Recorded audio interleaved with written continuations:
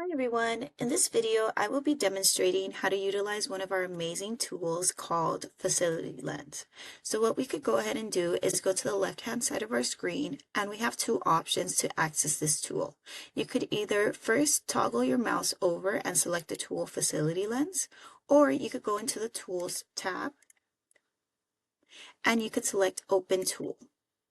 Once you do, it is required for you to add the facility name and city, and any additional information you have about the facility will help minimize the search as well. So right here, we'll go ahead and select sample facility for this sample, and it will automatically fill in some information for me, and we will select Find Site.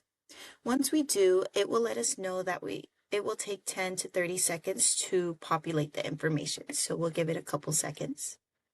Once it is complete searching, it will let you know that a match has been found and how sure it is about the similarity to the search according to the facility name and address provided.